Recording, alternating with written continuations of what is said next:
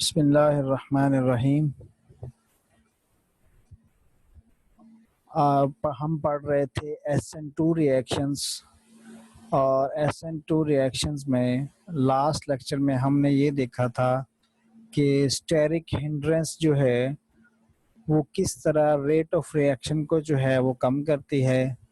तो उसमें हमने डिटेल में बात की थी कि स्टेरिक हिंड्रेंस के बढ़ने से जो है वो रिएक्टिविटी किस तरह जो है वो कम हो जाती है।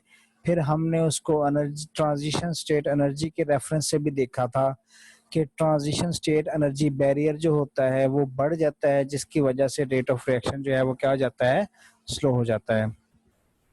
आज हम बात करेंगे सेकंड फैक्टर के इन्वर्जन ऑफ कॉन्फ़िगरेशन। ये सबसे इम्पोर्टेंट पॉइंट है कि उस मॉलिक्यूल की जो कॉन्फ़िगरेशन होती है वो क्या हो जाती है, चेंज हो जाती है। मसलन अगर वो आर कॉन्फ़िगरेशन रखता है तो वो कन्वर्ट हो जाएगा किसके अंदर, एस कॉन्फ़िगरेशन के अंदर। अगर वो एस है तो आफ्टर रिएक्शन वो कन्वर्ट हो जाएगा किसके अंदर, आर कॉन्फ़िगरेशन के अंदर। The third piece of experimental evidence used by the Hughes and Ingold to arrive their proposed mechanism, namely the inversion of configuration at the carbon undergoing substitution reactions. The inversion of configuration is called Warden inversion. It was named for the Paul Warden, who first discovered that the configuration of a compound becomes inverted in SN2 reactions. अब जो है वो हम देखेंगे कि किस तरह से जो है वो मॉलिक्यूल की जो कॉन्फ़िगरेशन है वो इन्वर्ट हो जाती है। ठीक है, तो the reaction between hydroxide ion and bromomethane showing that the carbon eight which substitution occur in SN2 reaction inverts in configuration just like an umbrella type and can invert the windstorm. बिल्कुल कहता है कि उसी तरह से इसकी जो shape है वो चेंज हो जाती है कि जिस तरह जो है आप एक अम्ब्रेला जो है या छतरी जो है वो ले करके विंड स्टॉर्म के अंदर जाते हैं, आंधी में जाते हैं, तो हवा की मदद से जो है वो ऑपोजिट डायरेक्शन में जो है, अगर उसको आप ऑपोजिट हवा के ऑपोजिट डायरेक्शन में रखते हो तो जिस तरह उसकी शेप चेंज हो जाती है, बिल्कुल जो है वो इसी तरह इसमें शक्ल चेंज हो जाती है। तो बात करते हैं जी, देखें बेटा, यहाँ ये हमारे पास है मिथाइल ब्रोमाइड, ये कार्बन है, ये 3 हाइड्रोजन इसके साथ अटैच है और ये ब्रोमीन जो है ये इसके साथ अटैच है। ठीक है, और ये हमारे पास क्या है, न्यूक्लियोफाइल कंप्लीट मॉलिक्यूल। न्यूक्लियोफाइल हमने लास्ट लेक्चर में देखा था कि न्यूक्लियोफाइल जो है वो SN2 रिएक्शन में बैक साइड से क्या करता है, अटैक करता है।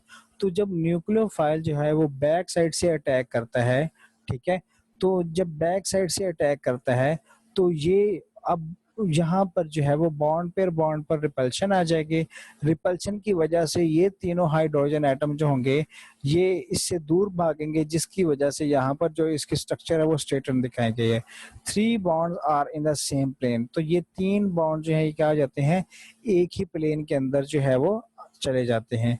ठीक है, तो न्यूक्लियोफाइल जो है वो इसके साथ बॉन्ड बना रहा है और जो लिविंग ग्रुप जो है वो इसके साथ बॉन्ड को क्या करवा रहा है, ब्रेक करवा रहा है। ठीक है, तो एट द एंड जब यहाँ से लिविंग ग्रुप लीव कर जाएगा, ठीक है, तो ये जो हाइड्रोजन एटम है जो लेफ्ट साइड पे झुके हुए थे, ठीक है, लिटिल बिट झुके हुए हैं लेफ्ट साइड पे, ठीक है, जब रिएक्शन प्रोसीड होता है तो अब यहाँ पर चूंकि ऑक्सीजन के पास क्या आता है, अगर हम हाइड्रोक्सिल ग्रुप की बात करते हैं तो ऑक्सीजन के पास क्या आते हैं, लॉन पेयर। तो lone pair bond pair repulsion की वजह से ये जो है ये थोड़ा सा बेंड हो जाते हैं, किसकी तरफ, राइट साइड की तरफ। देखें कि अगर हमारे पास जो है वो हवा चल रही है इस डायरेक्शन में फ्रॉम लेफ्ट टू राइट, तो ये हमारे पास एक अम्ब्रेला है, तो पहले स्टेप में क्या होगा कि ये जो अम्ब्रेला है ये बिल्कुल क्या हो जाएगा, स्ट्रेट हो जाएगा।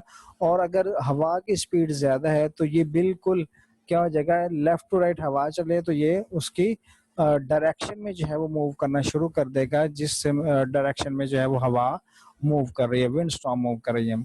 As the nucleophile approaches the back side of the tetrahedral carbon, जैसे ही न्यूक्लियोफाइल जो है वो टेट्राहेड्रल कार्बन के करीब पहुंचता है। The CH bonds begin to move away from the nucleophile. ये जो CH बॉन्ड्स हैं ये क्या करते हैं, ये न्यूक्लियोफाइल से क्या करते हैं, दूर भागना शुरू हो जाते हैं।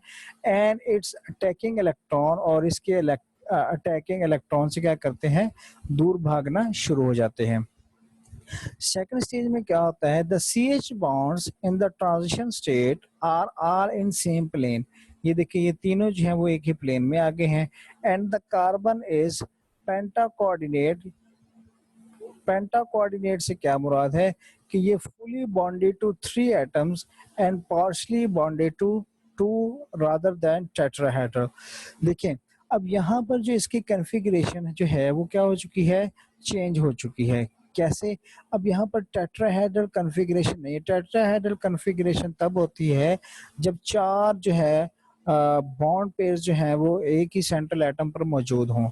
अब यहाँ पर जो है वो 3 जो है, ये देखें ये 3 जो है ये कम्प्लीटली अटैच है। हाइड्रोजन 3 जो है वो कार्बन के साथ कम्प्लीटली अटैच है। ये पार्शली डिटैच हुआ पड़ा है, और ये जो है ये पार्शली अटैच हो रहा है। तो वो कहता है कि ये कन्वर्ट हो जाता है किसके अंदर, पेंटा कोऑर्डिनेट के अंदर। पेंटा कोऑर्डिनेट का मतलब क्या है, फुली बॉन्डेड टू 3 एटम्स, यानी कि 3 एटम के साथ, 3 हाइड्रोजन एटम के साथ तो क्या है ये फुली बॉन्डेड है। And partially bonded to 2 rather than tetrahedral.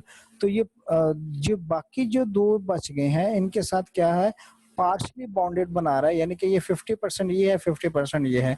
तो इनके साथ क्या है, पार्शली बॉन्डिंग है। इसी वजह से इसे क्या कहते हैं, ये पेंटा कोऑर्डिनेट शक्ल में चला जाता है। नेक्स्ट स्टेप में क्या होता है, the CH bonds have continue to move in the same direction. CH bond जो है ये जारी रखते हैं अपनी मूवमेंट्स सेम डायरेक्शन में। When the bond between carbon and the nucleophile is form, जब कार्बन और न्यूक्लियोफाइल के दरमियान कंप्लीट बॉन्ड बन चुका होता है। And the bond between carbon and bromine is completely broken, और जब कार्बन और ब्रोमीन का जो बॉन्ड है वो क्या क्या है, कंप्लीटली ब्रेक डाउन हो चुका है। Carbon is once again tetrahedral, तो कार्बन जो है फिर से क्या हो जाती है, टेट्राहेड्रल हो जाती है। ठीक है, बात समझ में आई है। Inversion of configuration, because SN2 reaction takes place with the inversion of configuration। तो अब यहाँ पर हम देख सकते हैं कि ये जो मॉलिक्यूल है इसकी कन्फिग्रेशन जो है वो क्या हो चुकी है, कंप्लीटली इन्वर्ट हो चुकी है, यानी कि इसका ऑपोजिट हो चुकी है। Only one substitution product is formed with the alkyl halide whose halogen atom is bonded to an asymmetric center undergoes the SN2 reaction।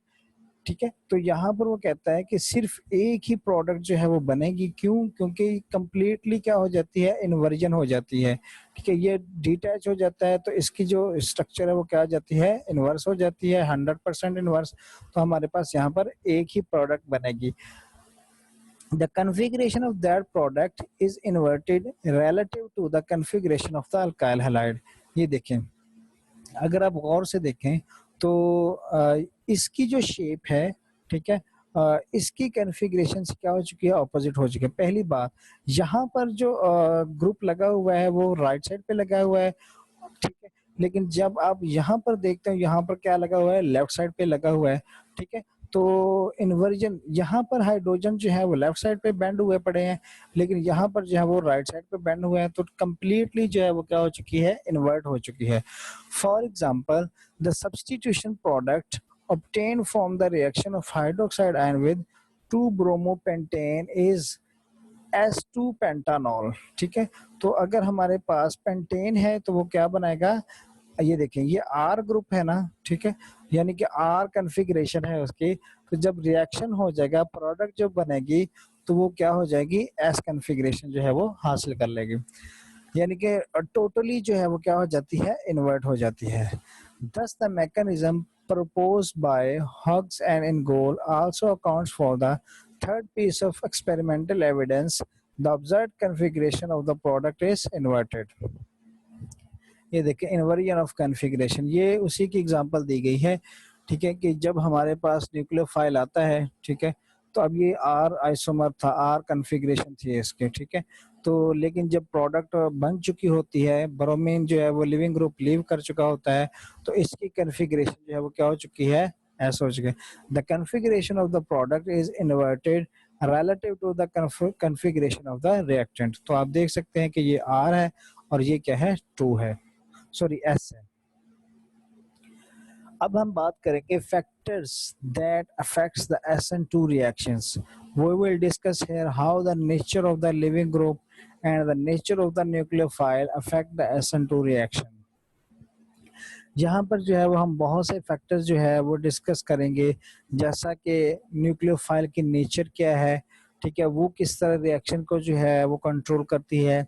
इसी तरह से हम देखेंगे कि जो लिविंग ग्रुप है, ठीक है, वो किस उसकी नेचर जो है वो किस तरह से रिएक्शन रेट को अफेक्ट करती है। फिर हम देखेंगे सॉल्वेंट इफेक्ट भी इस पे देखेंगे कि सॉल्वेंट इफेक्ट जो है वो किस तरह जो है वो इस रिएक्शन के रेट को जो है वो अफेक्ट करता है। तो सबसे पहले हम बात करते हैं लिविंग ग्रुप की इन SN2 रिएक्शन में। The leaving group in an SN2 reaction, if the alkyl iodide, an alkyl bromide, an alkyl chloride, an alkyl fluoride with the same alkyl group, अगर उनके साथ सेम अल्काइल ग्रुप मसलन methyl group attach है, were allowed to react with the same nucleophile, अगर इन तीनों को एक ही न्यूक्लियोफाइल के साथ अटैक किया जाए जैसा कि OH है, अंडर द सेम कंडीशंस, तो कंडीशंस भी क्या रखी जाए, सेम रखी जाए, तब क्या होगा, we would find that the alkyl iodide is the most reactive and the alkyl fluoride is the least reactive। ये देखें, अब वजह क्या है इसकी कि ये ऐसा क्यों है। तो इसमें हम देखते हैं, हमने लास्ट टाइम ये पढ़ा था,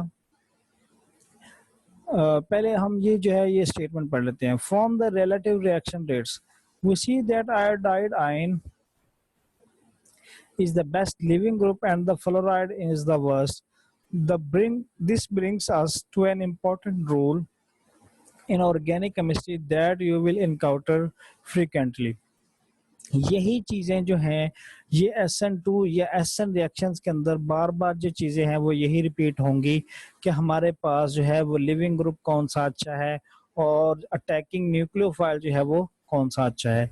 तो लास्ट टाइम हमने ये बात की थी कि जो स्ट्रॉन्ग बेस होगा, जो स्ट्रॉन्ग बेस होगा वो स्ट्रॉन्ग न्यूक्लियोफाइल होगा, और जो स्ट्रॉन्ग न्यूक्लियोफाइल होगा वो क्या होगा, पुअर लिविंग ग्रुप होगा। ठीक है, तो हम कहते हैं कि हम इनका कंपैरिजन करते हैं। अगर आप Lowry Bronsted acid basic concept जो है वो आपने उसको डिटेल में डिस्कस किया हुआ है, तो देखें कि सबसे जो वीकर एसिड होता है वो कौन सा होता है, HF, उससे स्ट्रॉन्ग कौन सा होता है, HCl, उससे स्ट्रॉन्ग कौन सा होता है, HBr, और उससे स्ट्रॉन्ग कौन सा होता है, HI।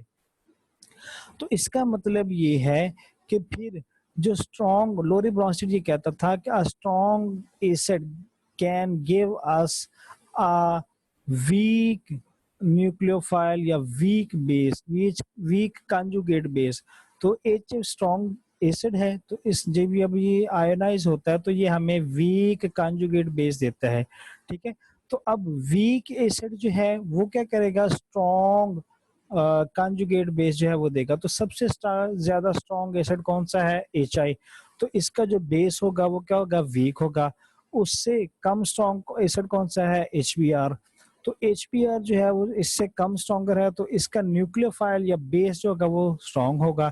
इसी तरह से HCl, और फिर एंड पे सबसे जो कम वीकर एसिड है वो कौन सा है, HF, तो इसका जो बेस होगा, कंजुगेट बेस होगा, वो इन चारों में सबसे ज्यादा क्या होगा, स्ट्रॉन्ग होगा। तो जब बेस स्ट्रॉन्ग है तो वो न्यूक्लियोफाइल भी क्या होगा, स्ट्रॉन्ग होगा। जब न्यूक्लियोफाइल स्ट्रॉन्ग होगा तो उसकी जो लिविंग कैपेसिटी होती है वो क्या होती है, बहुत ही कम होती है, और उसे हम कहते हैं कि ये क्या है, पुअर लिविंग ग्रुप है, यानी कि ये बहुत ही बुरा लिविंग ग्रुप है, ये आसानी से लीव नहीं करता। ठीक है, तो अगर हम रिएक्शन करवाते हैं सेम न्यूक्लियोफाइल के साथ, ये देखें सेम अल्काइल ग्रुप अटैच है, ठीक है, लेकिन हैलोजन जो है वो डिफरेंट है, हम इनकी रिएक्टिविटी देखना चाहते हैं। तो OH जो है जब इसके साथ रिएक्ट करता है, आयोडाइड जो है वो यहाँ से निकल जाता है और OH ग्रुप इसके साथ अटैच हो जाता है। तो रिलेटिव रेट ऑफ रिएक्शन, अगर हम रिलेटिव रेट ऑफ रिएक्शन की बात करें तो ये 30,000 टाइम्स जो है वो क्या होता है, ज्यादा होता है एज कम्पेयर टू HF। ठीक है, तो अगर हम ब्रोमाइड की बात करें तो ये 10,000 टाइम जो है वो क्या आता है, ज़्यादा आता है एज़ कम्पेयर टू फ्लोराइड। और अगर हम क्लोराइड की बात करें तो ये 200 टाइम जो है वो ज़्यादा होता है एज़ कम्पेयर टू फ्लोराइड। तो अब ये जो है ये इतना स्लो रिएक्शन क्यों है? क्योंकि ये देखिए ये फ्लोराइड जो है ये एक स्ट्रॉन्ग न्यूक्लियोफाइल है, स्ट्रॉन्ग बेस है। तो जो स्ट्रॉन्ग बेस है वो आसानी से यहाँ से नहीं निकलता। तो जो जब आसानी से नहीं निकलता तो रेट ऑफ रिएक्शन भी क्या कर देता है, स्लो कर देता है। क्यों? जब ये आसानी से यहाँ से निकलेगा नहीं तो हमारा जो प्रोडक्ट है वो नहीं बनेगी। जब प्रोडक्ट नहीं बनेगी तो रेट ऑफ रिएक्शन जो है वो क्या होता चला जाएगा, स्लो होता चला जाएगा। ये आसानी से निकल जाएगा, ठीक है। इसी वजह से इसका रिएक्शन रेट जो है वो क्या है, जैसे ही अटैक हो ये आयोडाइड एंड यहाँ से चला जाएगा तो रिएक्शन रेट इसका क्या होता है, ज्यादा होता है। ये जो है ये उससे कम जो है वो आसानी से निकलता है, ठीक है। तो इसके ऊपर अटैक होता है, ब्रोमाइड एंड चला जाता है। लेकिन ये क्या है, 20,000 टाइम जो है वो इससे कम जो है वो रिएक्टिव है, ठीक है, या इसका रिएक्शन रेट जो है वो 20,000 टाइम जो है वो कम है। जिस जब हम बात करते हैं क्लोरीन की, तो क्लोरीन जो होता है ये एक स्ट्रॉन्ग न्यूक्लियोफाइल होता है एज कम्पेयर टू ब्रोमाइड और आयोडाइड। तो इसी वजह से इसकी लिविंग प्रोपेंसिटी जो है वो क्या होती जा रही है, कम होती जा रही है, ठीक है। तो जब ये आसानी से लीव नहीं करेगा तो इसका मतलब ये है कि यहाँ से जो हाइड्रोक्सिल ग्रुप है इस कार्बन के साथ अटैच नहीं हो पाएगा। तो इसी वजह से रेट ऑफ फ्रैक्शन जो है वो क्या हो जाता है, स्लो हो जाता है। फ्लोराइड जो है ये सबसे स्ट्रॉन्ग बेस है, सबसे स्ट्रॉन्ग न्यूक्लियोफाइल है। और स्ट्रॉन्ग बेस और स्ट्रॉन्ग न्यूक्लियोफाइल जो होता है वो क्या होता है, पुअर लिविंग ग्रुप होता है, वो आसानी से नहीं निकलता, जान नहीं छोड़ता। इसी वजह से रिएक्शन रेट जो है वो क्या होता है, स्लो होता है, ठीक है। तो हमने अभी तक बात की है कि लिविंग ग्रुप जो है उसकी लिविंग प्रोपेंसिटी जो है वो किस तरह से अफेक्ट करती है रेट ऑफ रिएक्शन को। The weaker the basicity of a group the better is it's living propensity. जो बेस, जिस तरह हमने लास्ट टाइम बात की है कि जो बेस जितना ज्यादा, जो कंपाउंड जितना ज्यादा स्ट्रॉन्ग बेस होगा उतनी उसकी लिविंग प्रोपेंसिटी जो है वो कम होती है। इसीलिए उसे हम क्या कहते हैं, पुअर लिविंग ग्रुप। अगर उसकी बेसिसिटी कम होती जा रही है, ठीक है, कोई ऐसा एटम आ जाता है या ग्रुप ऑफ एटम आ जाता है जिसकी बेसिसिटी बहुत ही कम है, तो इसका मतलब ये है कि फिर उसकी जो लिविंग प्रोपेंसिटी है वो क्या होती है, ज्यादा होती है। Leaving propensity depends on the basicity because weak bases are stable bases. तो वीक बेसिस जो होते हैं वो क्या होते हैं, स्टेबल हो जाते हैं। The readily bear the electrons they formally shared with the proton, ठीक है। वो जो प्रोटॉन के साथ शेयर करते हैं वो क्या हो जाते हैं, स्टेबलाइज हो जाते हैं। Therefore they do not share their electron as well. तो फिर वो अपने इलेक्ट्रॉन जो वो आसानी से दूसरे के साथ शेयर नहीं होते क्योंकि वो स्टेबल हो चुके होते हैं। Thus a weak base is not bonded as strongly, इतनी ज्यादा शिद्दत या इतनी ज्यादा कुव्वत के साथ जो है वो बॉन्ड नहीं बनाता है to the carbon as a strong base would be, जितना ज्यादा एक स्ट्रॉन्ग बेस जो है वो कार्बन के साथ बॉन्ड बनाता है। तो जब बॉन्ड स्ट्रॉन्ग होगा तो उसको तोड़ना भी क्या होता जाता है, उतना ही मुश्किल हो जाता है। इसी तरह रेट ऑफ रिएक्शन क्या होता है, स्लो होता जाता है। And weaker bond is more easily broken, और ये अंडरस्टूड बात है। एक वीक बॉन्ड है, एक स्ट्रॉन्ग बॉन्ड है, तो उन दोनों में से तोड़ना किसको आसान होता है, वीक बॉन्ड को। तो इसमें जो है सबसे वीक बॉन्ड किसका होगा, आयोडीन का होगा। तो इसीलिए इसको तोड़ना आसान है। फिर क्लोरीन ब्रोमीन का होगा, फिर क्लोरीन का होगा। और सबसे कम जो वीक बॉन्ड होगा या सबसे ज्यादा स्ट्रॉन्ग बॉन्ड जो होगा वो किसका होगा, फ्लोरीन का होगा। इसलिए इसको तोड़ना क्या होता है, मुश्किल होता है। जब तोड़ना मुश्किल होता चला जा रहा है तो इसका मतलब ये है कि इसका रेट ऑफ रिएक्शन भी जो है वो क्या होता चला जा रहा है, कम होता जा रहा है। We saw that iodide ion is the weakest base of the halide ion. It has the strongest conjugate acid. तो इसका कंजुगेट एसिड जो है वो क्या होता है, स्ट्रॉन्ग होता है। मैंने बात की है ना लोरी ब्रोंस्टेड एसिड बेस कॉन्सेप्ट की, तो अगर आप उसको अच्छी तरह से पढ़ा हुआ है तो फिर आपको जो है वो इंशाल्लाह यहाँ पे प्रॉब्लम नहीं होगी। And fluoride ion is the strongest base, और फ्लोराइड आयन जो है वो क्या है, स्ट्रॉन्गेस्ट बेस है। तो इसका कंजुगेट एसिड फिर क्या होगा, वीक होगा, ठीक है।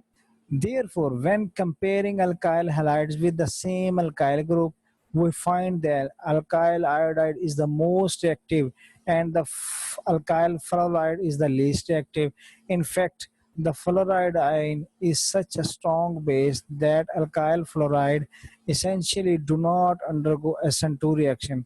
वो कहता है कि RF जो है अल्काइल फ्लोराइड जो है वो इतना ज़्यादा स्ट्रॉन्ग बॉन्ड बना चुका होता है कि उसको जो है वो SN2 रिएक्शन के ज़रिए से बहुत ही मुश्किल जो है वो क्या करना पड़ता है, लीव करवाना पड़ता है। बल्कि वो कहता है कि ये जो है वो अंडरगो यानी कि SN2 रिएक्शन देता ही नहीं है। तो फिर सबसे ज़्यादा रिएक्टिव अल्काइल आयोडाइड, फिर अल्काइल ब्रोमाइड, फिर अल्काइल क्लोराइड और सबसे कम जो रिएक्टिव है वो कौन सा है? अल्काइल फ्लोराइड है। दूसरा फैक्टर है bond polarity. Carbon and iodine however have the same electronegativity. Why then does an alkyl iodide undergo a substitution reaction? जब उनकी जो रिएक्टिविटी जो सॉरी जब उनकी पोलैरिटी सेम है, इलेक्ट्रोनेगेटिविटी सेम है, तो वहां पर पोलैरिटी जो है वो इंड्यूस नहीं हो पाती। जब पोलैरिटी इंड्यूस नहीं होती तो फिर कार्बन जो है देखे ना, ये हमारे पास जो रिएक्शन था इसमें क्या था कि इसमें जो है वो क्या है, क्लोरीन इलेक्ट्रोनेगेटिव एटम अटैच है, तो ये बॉन्डेड इलेक्ट्रॉन को अपनी तरफ खींच लेगा, ये पार्शियली नेगेटिव हो जाएगा, ये पार्शियली पॉजिटिव। जब दोनों की इलेक्ट्रोनेगेटिविटी सेम है तो यहाँ पर पोलैरिटी इंड्यूस नहीं होगी। तो फिर वो कहता है कि ये रिएक्शन जो है वो क्यों देता है? Larger atoms are more polarisable than the smaller atoms. Yes, ये बात है। क्यों हमने फर्स्ट ईयर में देखा था कि जो लंदन फोर्सेस होती हैं, ठीक है, लंदन डिस्पर्शन फोर्सेस होती हैं, ठीक है, या हम उसे कह सकते हैं कि स्पॉन्टेनियस डाइपोल और induced dipole forces. Induced dipole, spontaneous dipole जो फोर्सेस, जहाँ दूसरा नाम हम जो इसका लेते हैं वो है लंदन फोर्सेस जो होती हैं, वो हमने देखी थी कि जितना ज़्यादा साइज किसी का बढ़ता जाएगा उतनी ज़्यादा उसकी पोलराइजेबिलिटी बढ़ती जाएगी, यानी कि पोल्स बनाने की एबिलिटी बढ़ती जाती।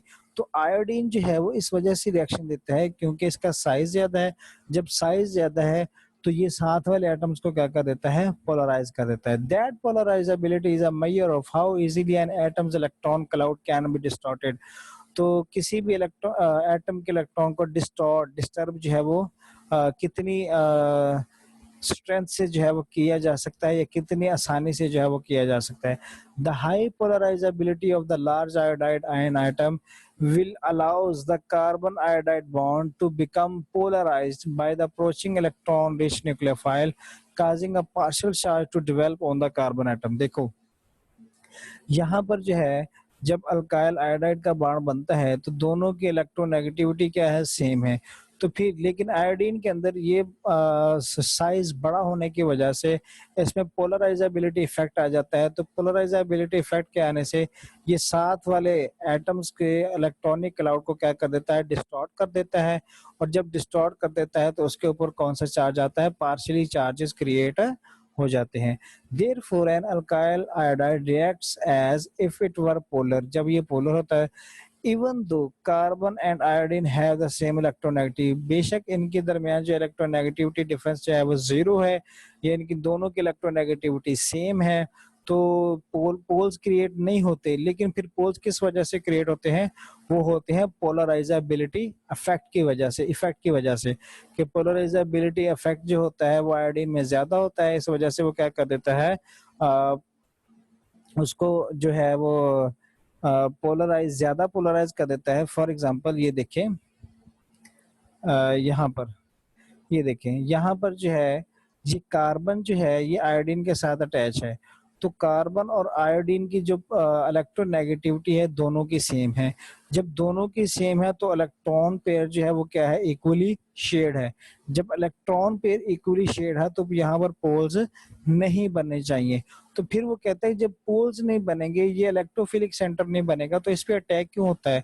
तो उसने कहा कि देखो भाई, हम मानते हैं कि इलेक्ट्रोनेगेटिविटी डिफरेंस तो जीरो है, लेकिन आयोडीन के अंदर एक एक्स्ट्रा इफेक्ट होता है जिसको हम डिस्कस कर रहे हैं, और वो क्या है? उसका साइज ज्यादा है, पोलराइजेबिलिटी इफेक्ट ज्यादा है। पोलराइजेबिलिटी इफेक्ट क्या होता है कि कितनी आसानी से हम साथ वाले एटम्स के इलेक्ट्रॉनिक क्लाउड को डिस्टॉर्ट कर सकते हैं या डिस्टर्ब कर सकते हैं, ठीक है।